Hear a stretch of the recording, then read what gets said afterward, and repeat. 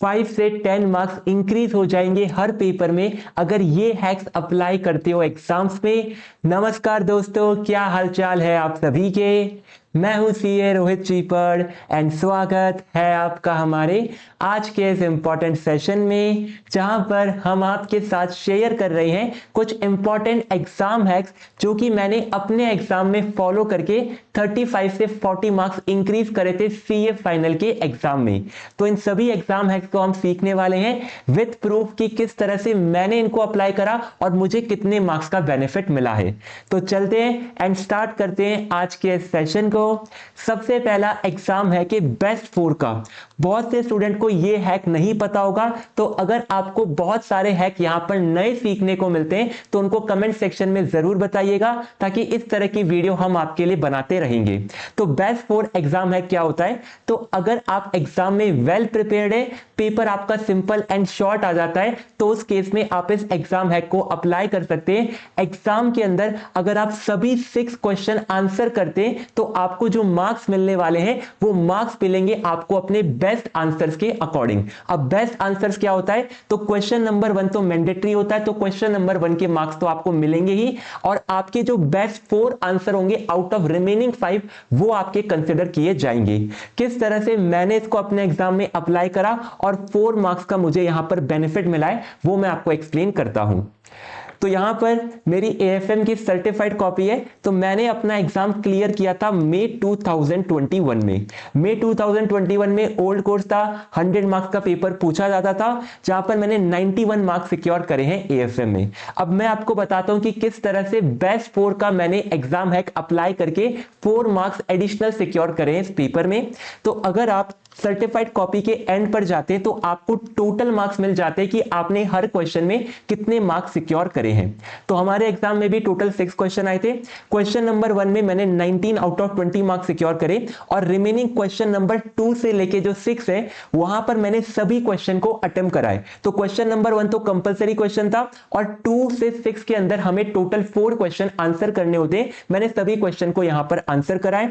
Question number 2 में मुझे 19 marks मिले, क्वेश्चन नंबर 3 में 18 मार्क्स, क्वेश्चन नंबर 4 में 19, क्वेश्चन नंबर 5 में 16 एंड क्वेश्चन नंबर 6 में 12। तो सभी का अगर आप टोटल करते हो तो मेरी सर्टिफाइड कॉपी के अंदर आपको टोटल मिलेगा 103 मार्क्स का आउट ऑफ 120 मार्क्स। बट मुझे एग्जाम में कितने मार्क्स मिले?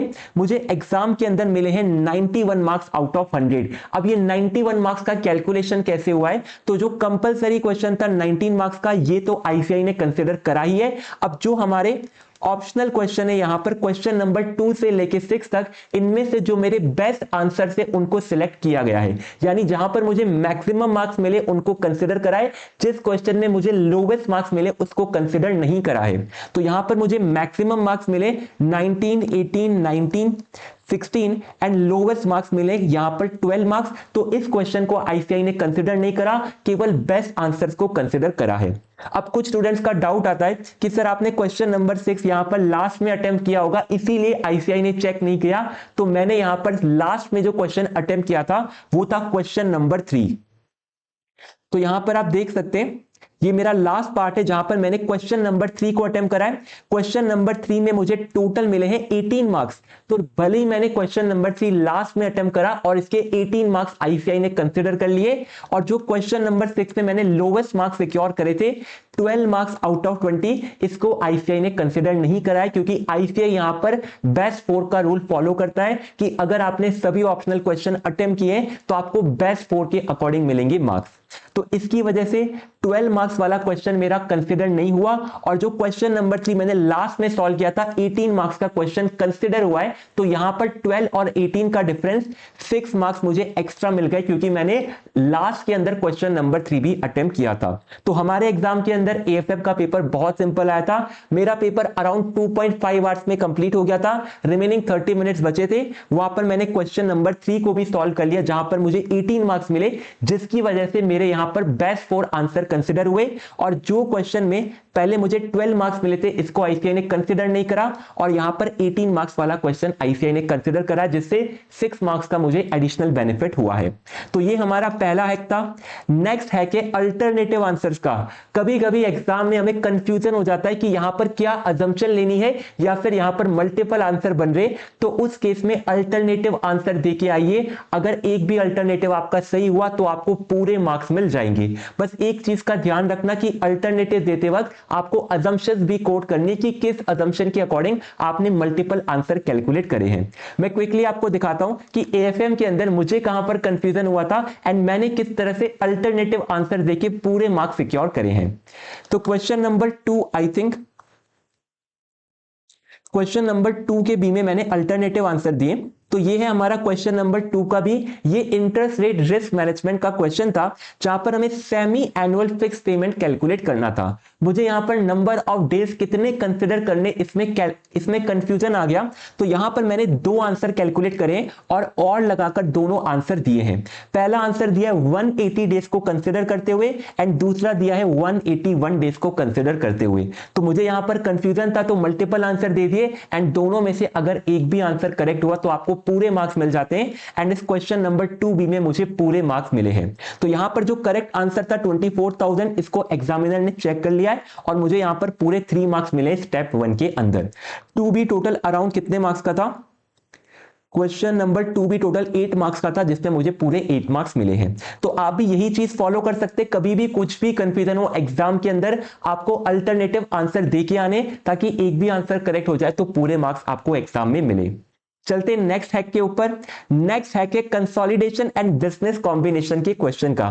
एफआर का एग्जाम हमेशा लेंदी आता है, हमारे पास टाइम नहीं बचता है। जो लास्ट क्वेश्चन होता है कंसोलिडेशन एंड बिजनेस कॉम्बिनेशन का, क्वेश्चन नंबर 1 में पूछा जाता है, इसको हम सॉल्व नहीं कर पाते, तो उस केस में एक बहुत ही इंपॉर्टेंट हैक है। अगर कंसोलिडेशन या बिजनेस कॉम्बिनेशन का क्वेश्चन आता है, आपके पास टाइम कम बचा है, तो उस केस के अंदर केवल बैलेंस शीट बना के आ जाइए। बैलेंस शीट के अराउंड 4 से 5 मार्क्स होते हैं। और बैलेंस शीट बनानी कैसे?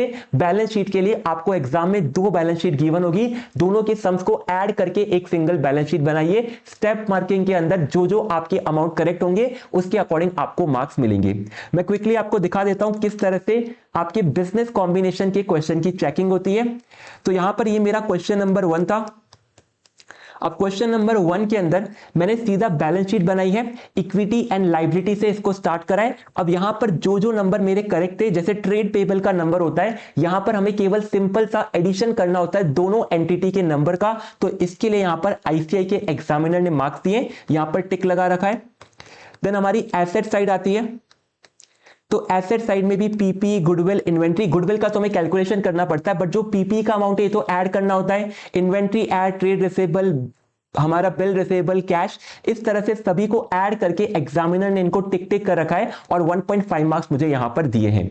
तो अगर एग्जाम में टाइम नहीं बचता है तो केवल सिंपल सा एडिशन करके बैलेंस शीट बना के आ जाना, आपको एटलीस्ट 3 से 4 मार्क्स तो मिल जाएंगे बैलेंस शीट के बेसिस पर। एंड अगर आपने वर्किंग नोट भी बनाए हैं गुडविल के, परचेज कंसिडरेशन के, तो इनके मार्क्स भी आपको मिल जाएंगे। तो यहां पर स्टेप मार्किंग फॉलो होती है, उसी के बेसिस पर आंसर करके आएंगे। एंड यहाँ पर एग्जाम में बहुत से स्टूडेंट्स को कंफ्यूजन होता है कि हम लोग शॉर्ट फॉर्म यूज कर सकते हैं क्या? तो बिल्कुल आप शॉर्ट फॉर्म यूज कर सकते हैं। जैसे मैंने ट्रेड रिसीवेबल को टीआर लिखा है, ट्रेड पेबल को टीपी लिखा है, बिल्स रिसीवेबल को बीआर लिखा है, तो इस तरह से आप शॉर्ट फॉर्म यूज कर सकते हैं। आपको बस एक चीज पर फोकस करना है कि एग्जामिनर आपके नंबर्स यहां पर वेरीफाई कर रहा है, तो नंबर आपके क्लियर होने चाहिए। तो यहां पर ट्रेड रिसीवेबल का नंबर क्लियर था, तो एग्जामिनर ने इसको टिक कर दिया और मुझे यहां पर मार्क्स दिए हैं। तो ये चीजें आपको ध्यान में रखनी है। नेक्स्ट पॉइंट है लेंदी पेपर्स को लेके। तो आपका जो एफआरडीटी और आईबीएस, इनका पेपर हमेशा लेंदी आता है, आपके एग्जाम्स में भी पेपर लेंदी आएगा। तो आपको करना क्या है, आपको यहां पर अपनी राइटिंग पर फोकस नहीं करना है। राइटिंग आपकी चाहे कैसी भी हो, आपके जो कैलकुलेशन है वो अगर क्लियर है तो आपको पूरे मार्क्स मिल जाते हैं। अगर मैं आपको अपना एएफएम का पेपर दिखाऊं तो आप मेरी राइटिंग देख सकते हैं। जी तो मेरे इनिशियल पेजेस की राइटिंग है, राइटिंग इतनी मेरी अच्छी नहीं है, बट फिर भी मुझे इस एग्जाम में 91 मार्क्स मिले हैं। तो राइटिंग के मार्क्स आईसीआई के एग्जाम्स में नहीं है। मैं आपके साथ अपनी सभी सर्टिफाइड कॉपी शेयर कर दूंगा जहां पर मेरी राइटिंग इतनी बढ़िया नहीं है, बट फिर भी मुझे सभी पेपर्स में अच्छे मार्क्स मिले हैं। तो राइटिंग पर आपको फोकस नहीं करना है, किसी भी तरह की टेबल नहीं बनानी है। जैसे ये बिजनेस कॉम्बिनेशन का क्वेश्चन था, मैंने यहां पर बैलेंस शीट ड्रॉ करी है, बैलेंस शीट के लिए किसी भी तरह की लाइंस ड्रॉ नहीं करी है, तो आपको भी लाइंस ड्रॉ नहीं करनी है। आपको अपनी अमाउंट की कैलकुलेशन एंड अपने नंबर्स पर फोकस करना है। तो लेंथी पेपर में क्या ध्यान रखेंगे, हमें राइटिंग पर फोकस नहीं करना है, ड्रॉइंग पर फोकस नहीं करना है, हमें अपने आंसर्स पर फोकस करना है। देन हमारा एमसीक्यू एंड डिस्क्रिप्टिव पेपर का सीक्वेंस है। बहुत से स्टूडेंट यहां पर मिस्टेक करते कि एमसीक्यू वाला पार्ट लास्ट में करते जब टाइम कम बचता है, तो आपको ये मिस्टेक नहीं करनी है। आपका जो सीक्वेंस होना चाहिए वो ये होना चाहिए कि रीडिंग टाइम के अंदर हमें केवल डिस्क्रिप्टिव पेपर मिलता है, एमसीक्यू पेपर नहीं मिलता है। तो डिस्क्रिप्टिव पेपर को आप अच्छे से रीड करिए। जैसे ही राइटिंग टाइम स्टार्ट होगा, आपको अपने 3 बेस्ट डिस्क्रिप्टिव क्वेश्चंस को आंसर करना है। 3 क्वेश्चन को आंसर करने के बाद आपको एमसीक्यू वाला पार्ट बीच में अटेम्प्ट करना है एंड लास्ट में आपको अपने रिमेनिंग 2 डिस्क्रिप्टिव क्वेश्चन अटेम्प्ट करने हैं। तो ये आपका सीक्वेंस होना चाहिए, क्योंकि अगर आपको रीडिंग टाइम में एमसीक्यू वाला पार्ट नहीं मिल रहा है तो एमसीक्यू से आपको स्टार्टिंग नहीं करनी है, आपको डिस्क्रिप्टिव वाले पार्ट से ही स्टार्टिंग करनी है। एंड एमसीक्यू कभी कभी ट्रिकी आ जाते हैं, तो अगर आपने एमसीक्यू को स्टार्टिंग में स्टार्ट कर दिया, ट्रिकी पॉइंट में आप अटक गए तो बहुत टाइम आपका वेस्ट हो जाएगा। तो यहां पर रीड करेंगे डिस्क्रिप्टिव क्वेश्चंस को, पहले अपने बेस्ट 3 डिस्क्रिप्टिव क्वेश्चन को फर्स्ट 1.5 आवर में अटेम्प्ट करेंगे, देन एमसीक्यू अटेम्प्ट करेंगे 30 मिनट्स के अंदर, और जो रिमेनिंग टाइम बचेगा वहां पर 2 डिस्क्रिप्टिव क्वेश्चन को हमें अटेम्प्ट करना है, जो कि हमारे इतने बढ़िया नहीं है। तो ये आपकी स्ट्रैटेजी होनी चाहिए अपने एमसीक्यू एंड डिस्क्रिप्टिव पेपर के सीक्वेंस को लेकर।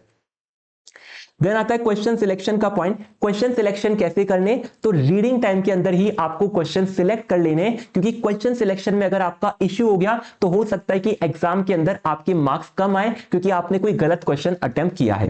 तो क्वेश्चन सिलेक्शन में ध्यान रखेंगे कि रीडिंग टाइम में क्वेश्चन नंबर 1 को रीड नहीं करेंगे। सर क्यों नहीं करेंगे, क्योंकि क्वेश्चन नंबर 1 तो मैंडेटरी है, वो तो आपको अटेम्प्ट करना ही करना है। 15 मिनट्स के रीडिंग टाइम में फोकस ये होना चाहिए कि जो ऑप्शनल क्वेश्चन आते हैं 5, इनमें से कौन से 4 अटेम्प्ट करने हैं। और डिसाइड कैसे करेंगे, अगर आपको पूरा सिलेबस आता है तो ऐसे क्वेश्चन को छोड़िए जहां पर आपको मार्क्स कम मिलेंगे। जैसे हमारे कुछ थियरी के क्वेश्चन होते हैं एफआर के अंदर, जहां पर आईसीआई जनरली हमारे मार्क्स काट लेता है, तो उन क्वेश्चन को आपको इग्नोर करना चाहिए। तो रीडिंग क्वेश्चन सिलेक्शन में कौन सा क्वेश्चन स्किप करेंगे, जहां पर हमारा लो स्कोर मिलता है वो क्वेश्चन हमें स्किप करना है। बहुत ही सिंपल सी बात है, बट एग्जाम के प्रेशर में ये सब बातें याद में नहीं आती है, एंड हम लोग जो क्वेश्चन लास्ट में पढ़ते हैं उसी को स्किप कर देते हैं, जो कि जनरली इजी क्वेश्चन होता है। देन रीडिंग स्ट्रैटेजी की 15 मिनट्स के टाइम में किस तरह से पेपर को रीड करना है। क्वेश्चन नंबर 1 को रीडिंग टाइम में रीड नहीं करना है, क्योंकि वो तो मैंडेटरी क्वेश्चन है, वो तो हमें अटेम्प्ट करना ही है। हमें रीडिंग टाइम के अंदर क्वेश्चन नंबर 2 से लेके क्वेश्चन नंबर 6 को रीड करना है और डिसाइड करना है कि कौन सा क्वेश्चन हमें लीव करना चाहिए। तो रिवर्स ऑर्डर के अंदर हम लोग रीड करेंगे, क्वेश्चन नंबर 6 से स्टार्ट करेंगे, क्योंकि क्वेश्चन नंबर 6 जनरली सिंपल आता है, एंड जो इनिशियल नंबर के क्वेश्चन होते हैं 1, 2 एंड 3 ये थोड़े डिफिकल्ट आते हैं। तो रिवर्स ऑर्डर में क्वेश्चंस को रीड करिए, पहले क्वेश्चन नंबर 6, 5, 4, 3, 2 एंड लास्ट में अगर टाइम बच जाता है तो क्वेश्चन नंबर 1 भी रीड कर लीजिए, बट आपका पहला फोकस होना चाहिए क्वेश्चन 6 से लेके क्वेश्चन 2 को रीड करना, एंड ऐसे क्वेश्चन को छोड़ना जो कि हमारे लिए थोड़ा सा डिफिकल्ट है एंड वहां पर मार्क्स कम मिलेंगे। देन आंसर का ऑर्डर, किस तरह से आंसर्स को हमें ऑर्डर करना चाहिए। एग्जाम के अंदर हमेशा स्मॉल क्वेश्चन से हमें स्टार्ट करना है। हम लोग स्मॉल क्वेश्चन से स्टार्ट करेंगे तो हमारा मोमेंटम बन जाएगा। मोमेंटम बनने के बाद हमें बड़े क्वेश्चंस को पिक करना है, क्योंकि बड़े क्वेश्चन से अगर हमने स्टार्ट किया, वहां पर कोई पार्ट हमारा गलत हो गया तो पूरा आंसर गलत हो सकता है। इसीलिए स्मॉलर क्वेश्चन से हमें स्टार्ट करना चाहिए। और जनरली क्वेश्चन नंबर 6 जो होता है वो स्मॉलर क्वेश्चन होता है, मतलब वहां पर मल्टीपल सब पार्ट्स होते हैं, तो क्वेश्चन नंबर 6 से स्टार्ट करना हमेशा बेस्ट रहता है। तो आंसर ऑर्डर क्लियर है कि हमें स्मॉलर क्वेश्चन से स्टार्ट करेंगे, क्योंकि ये इजियर होते हैं स्कोर करने के लिए। देन आता है प्रेजेंटेशन के लिए। प्रेजेंटेशन के लिए क्या करें, प्रेजेंटेशन में एक पॉइंट सबसे इंपॉर्टेंट है, जो कि बहुत से स्टूडेंट मिस्टेक करते हैं कि वो स्पेस ही नहीं छोड़ते अपने आंसर शीट के अंदर। आपको अपनी आंसर शीट में एक लाइन छोड़कर आंसर लिखने, ताकि अगर कोई मिस्टेक हो जाए तो वापस से आप अपने आंसर को कट करके उसी के नीचे करेक्ट आंसर लिख के आ सकते हैं। तो ये बात आपको ध्यान में रखनी है। अगर आपने स्पेस ही नहीं छोड़ा तो जब आप आंसर कट करेंगे तो आपको पूरा आंसर कट करके वापस से पूरा आंसर सॉल्व करना पड़ेगा। तो इनफ स्पेस फॉलो करेंगे और आईसीआई के फॉर्मेट को फॉलो करेंगे। तो इनफ स्पेस छोड़ना है एंड आईसीआई फॉर्मेट को फॉलो करना है। करेक्शंस के लिए क्या करें, अगर कोई भी करेक्शंस है तो करेक्शंस पे सिंपल सा क्रॉस लगा दीजिए। आपको इस तरह से पूरा स्क्रैच स्क्रैच स्क्रैच नहीं करना है, क्योंकि अगर सिंपल सा क्रॉस भी लगा दोगे तो भी एग्जामिनर उस पार्ट को रीड नहीं करेगा एंड आपके करेक्ट पार्ट को रीड करेगा। तो यहां पर ये क्रॉस क्रॉस करके टाइम वेस्ट नहीं करना है, सिंपल सा यहां पर एक सिंपल सा क्रॉस लगाएंगे एंड देन हम लोग वापस से क्वेश्चन को सॉल्व करेंगे। एंड आपको तब तक क्रॉस नहीं लगाना जब तक आप फिर से आंसर को सही तरीके से सॉल्व ना कर लो। बहुत से स्टूडेंट क्या करते हैं, अगर कुछ मिस्टेक हो गई तो पूरे आंसर को क्रॉस कर देते हैं एंड नया आंसर उन्होंने लिखा नहीं है, पुराना आंसर क्रॉस कर दिया एंड पेपर का टाइम खत्म हो चुका है। तो जो मार्क्स आपको पहले वाले आंसर में मिलने वाले थे वो भी मार्क्स नहीं मिलेंगे, क्योंकि आपने पहले वाले आंसर को क्रॉस कर दिया और वापस से क्वेश्चन को अटेम्प्ट भी नहीं कर पाए हो। तो ये बात का ध्यान रखना। स्पीड को लेके हमने डिस्कस कर लिया कि कोई भी लाइन टेबल ड्रॉ नहीं करेंगे, राइटिंग पर फोकस नहीं करेंगे, केवल अमाउंट्स हमारे क्लियर होने चाहिए, क्योंकि एग्जामिनर केवल अमाउंट्स को मैच करने वाला है। फॉर्मूला के कोई भी मार्क्स नहीं होते हैं, एग्जाम के अंदर फॉर्मूला मत लिखिए, बहुत टाइम जाता है। सिंपल सा अपना आंसर को सॉल्व करिए एंड आंसर के मार्क्स मिलेंगे, फॉर्मूला के मार्क्स नहीं मिलेंगे। तो ये सभी एग्जाम हैक्स थे, बहुत ही शॉर्ट सेशन हमने रखा है। अगर आपको कुछ नया सीखने को मिला है तो वीडियो को लाइक कर दीजिए, कमेंट सेक्शन में हमें जरूर बताइए एंड अपने फ्रेंड्स के साथ शेयर कर दीजिए। मिलते हैं आप सभी के साथ किसी और इसी तरह के सेशन में।